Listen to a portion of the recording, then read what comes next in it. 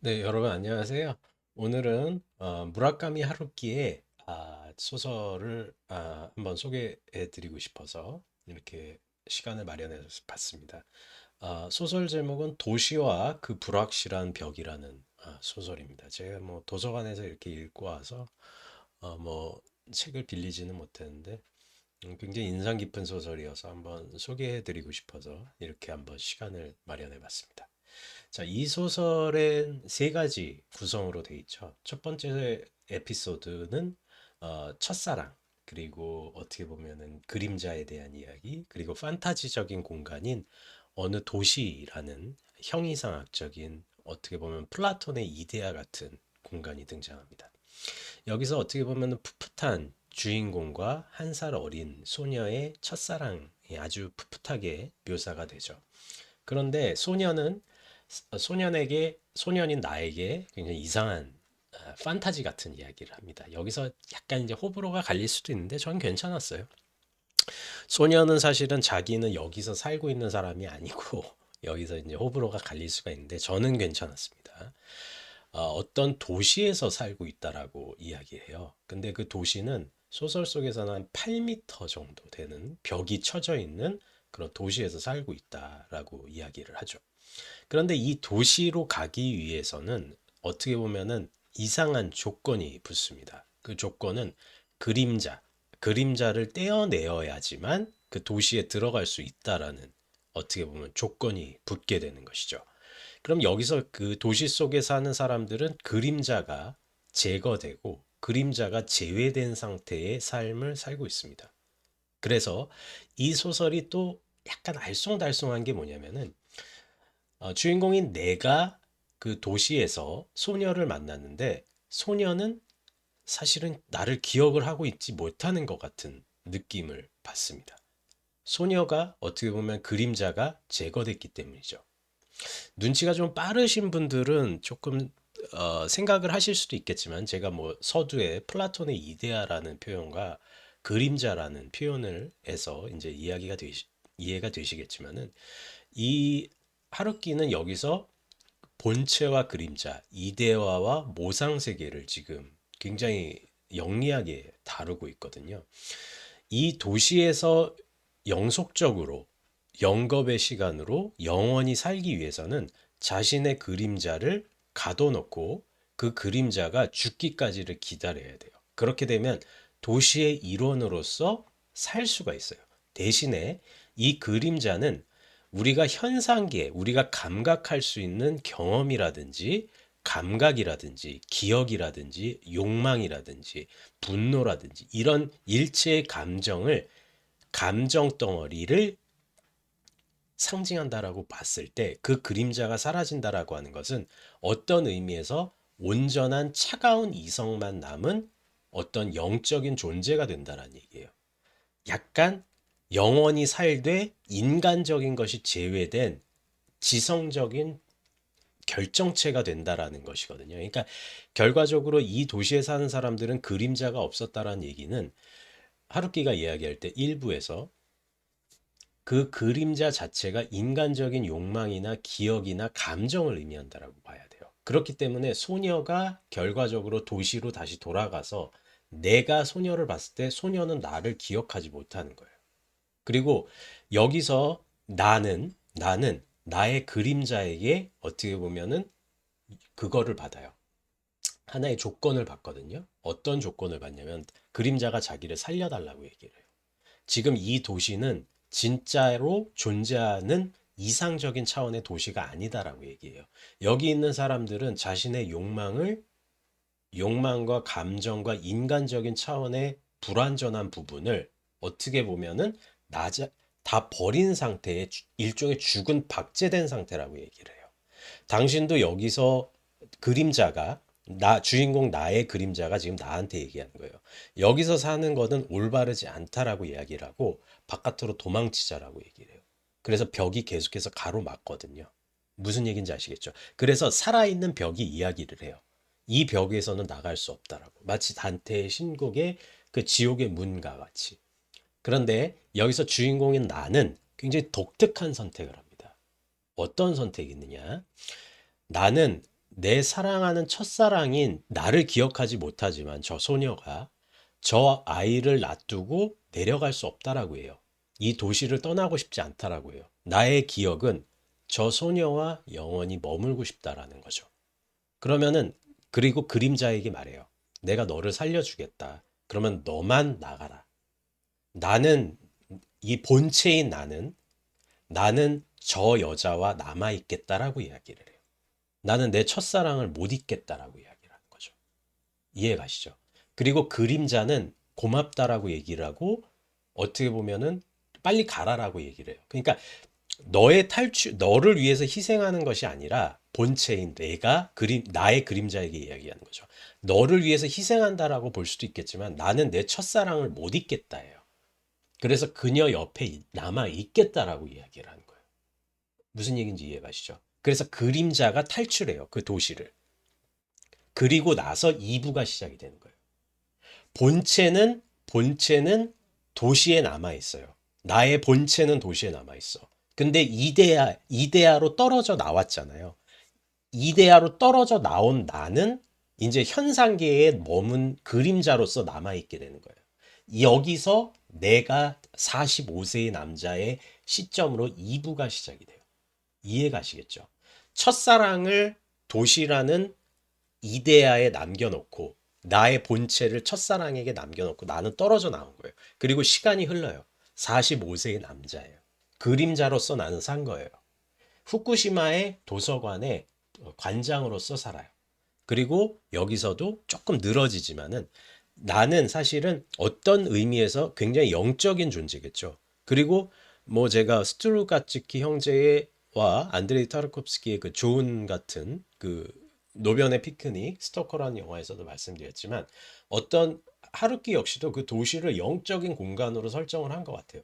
그렇기 때문에 여기서 나 역시도 영적인 어떤 차원의 지점에서 발을 담궜다가 도망쳐 나온 존재잖아요. 그러니까 나도 사실은 상당히 독특한 영매죠. 어떤 의미에서. 그러니까 뭐 그렇기 때문에 고야스 씨라고 하는 75살이 된 좀 유령 관장과 영적인 교류를 해요. 그러니까 나한테만 보이는 그런 노인이거든요. 고야스 씨가. 그래서 이 사람과 이런저런 이야기를 나눠요. 근데 하루키가 이 부분이 좀 아쉬웠는데 너무 길어요.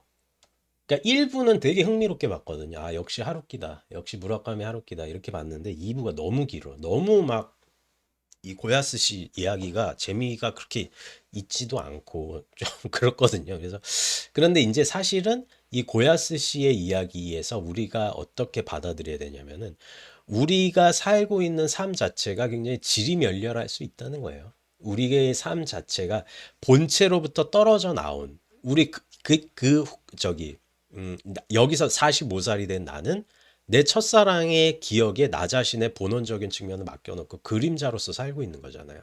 그림자가 도망쳐 나온 거잖아요. 그 도시로부터. 그렇기 때문에 사실은 지루할 수밖에는 없는 거죠.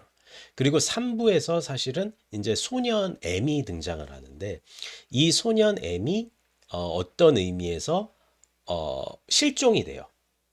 그러니까 괴짜 소년으로 좀 나오고 그 뭐 이렇게 여기서 비틀즈의 옐로우 서브마린 그 티셔츠를 입은 조금 이제 자폐 성향 뭐 야스퍼거 증후군 뭐 요런 거 같아요. 이게 심한 거는 아니고 심한 자폐로 보이진 않고 조금 자신만의 독특한 세계가 있는 M과의 그 뭐야 우정을 쌓게 됐는데 이 우정을 쌓게 되는데 얘가 현실 세계에서 사라져 상실된 거죠.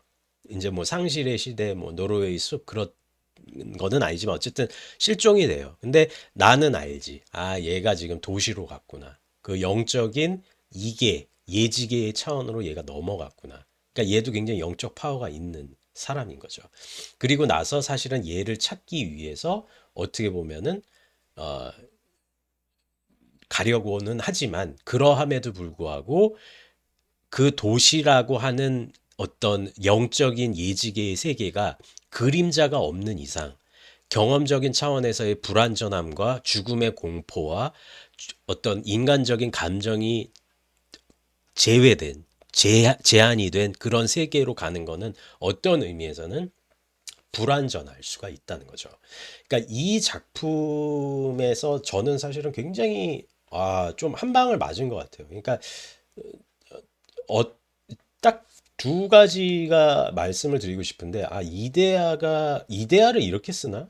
그게 굉장히 어떻게 보면은 전 되게 매력적이었어요. 그러니까 그림자한테 그러니까 어떻게 보면 플라톤적인 이데아의 생각에서 우리가 경험하고 우리가 현상계에서 이렇게 체험하는 것 자체가 굉장히 불완전하다라는 이야기일 수 있잖아요. 그것이 사실은 플라톤 생각의 핵심이고, 그런데 여기서 어떤 의미에선 그림자에게 나 자신을 도망가라고 하고 나는 첫사랑의 기억에서 계속해서 머물고 있다라는 것 자체가 저는 되게 뭐라고 해야 되면 좋았어요.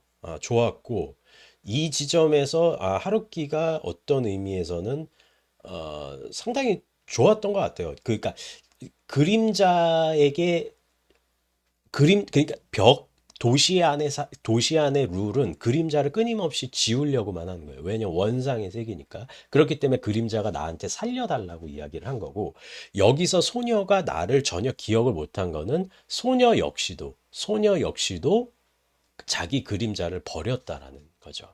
선택은 사실은 모호한 것 같아요. M을 찾으러 가는지 아니면은 여기서 남겨지는지는 잘 모르겠는데, 소년의 선택을 어느 정도는 존중을 한다라고 볼 수도 있겠죠. 어떤 입장에서. 근데 굉장히 좀 모호했던 것 같아요. 그런데 어쨌든 간에 주인공의 선택이 굉장히 아이러니하기도 하면서도 그러함에도 불구하고 중년의 남자로서 어떻게 보면은 첫사랑의 기억을 또 본체에게 맡긴 게 되잖아요. 나의 선택은 또. 그러니까 이중의 의미가 있는 거죠. 나는 여기서 그림자로 떨어져 나왔지만 그러함에도 불구하고 나의 그 예전의 기억은 나의 진정한 나의 자아가 찾아갔지만 그러함에도 불구하고 인간적인 어떤 서글픔, 늙는다라는 불안, 죽음에 대한 공포를 그리고 좀 권태일 수도 있고 이런 것을 어떻게 보면은 받아들이게 되는 거죠. 그렇기 때문에 나이듦에 대해서도 하루키가 지금 여기서 성숙하게 이야기를 하는 것 같아요. 참 저는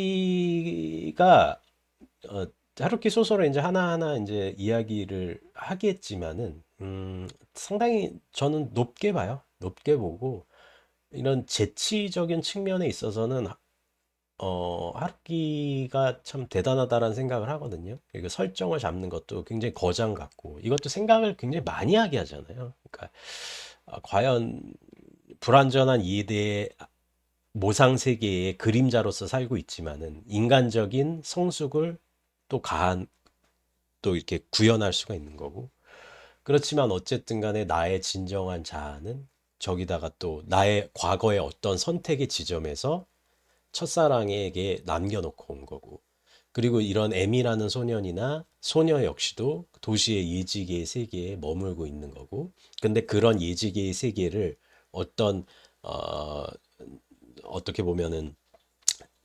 현실 세계와 구분한 게 아니라 또 정말 있음직한 세계로 또 묘사를 하거든요 하루키가 그래서 그런 필력 같은 거는 대단하다라고 생각을 했습니다. 제가 처음 이렇게 무라카미 하루키 이야기를 해봤는데요. 저는 굉장히 좋았고요. 한번 이 소설 도시와 그 불확실한 벽이었나요? 도시와 그 불확실한 벽. 저는 하루키 후기 걸작 중에 한 편이 될 거라고 생각을 하고 굉장히 좋은 작품이었습니다. 그래서 꼭 한번 읽어보시기를 추천드리고 많이 읽으셨을 것 같아요. 그래서 하루키 많이들 좋아하시니까요. 하지만 대중성을 떠나서라도 굉장히 작품성이 있는 작품이었던 것 같습니다. 네, 이렇게 영상 봐주셔서 감사합니다. 다음 시간 또 찾아뵙겠습니다. 고맙습니다.